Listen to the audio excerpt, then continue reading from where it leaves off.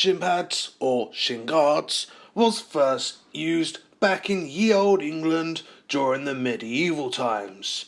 They was used as a piece of armour used to protect the shin. Back then they was called griffes, a French word meaning shin or shin armour. The shin armour was used for protection for fighting in battles and were mainly made from bronze. During the 19th century, the shin pad started being used in major sports. Cricket was the first sport to adopt the use of shin pads.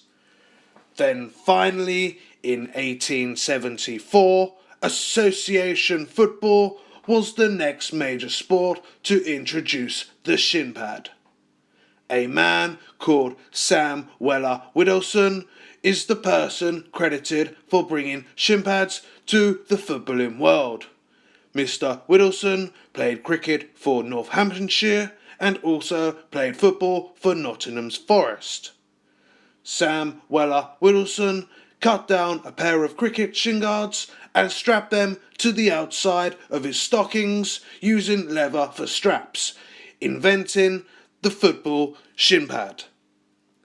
Initially, other players ridiculed Mr. Whittleson, but shin pads eventually caught on with players as it was a practical use for protecting the shins. 5 years later, in 1881, the FA included shin pads into the official rulebook. Eventually, the shin pad was placed under the socks, but they were still very basic from what we see today. They had no straps, no ankle supports, they was made from leather, foam or plastic.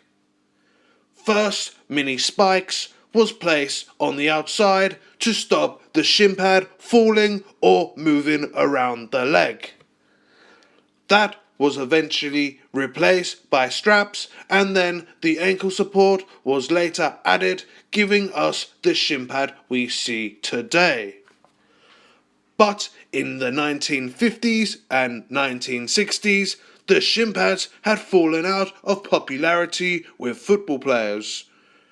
Players who wore them were seen as less rough and less of a man. Also, it was seen to affect the performance, as the pads was heavy and incapacitated the ability to dribble with the ball freely.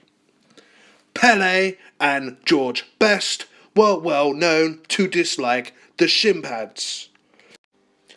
But it wasn't until 1990 FIFA finally made it compulsory to wear shin pads while playing football. 116 years after Sam Weller Whittleson first put on a pair of cut down cricket shin pads and walked out onto a football pitch. Personally, I'd advise you to always wear shin pads when playing football, even during training, so you don't get dents in your legs like me.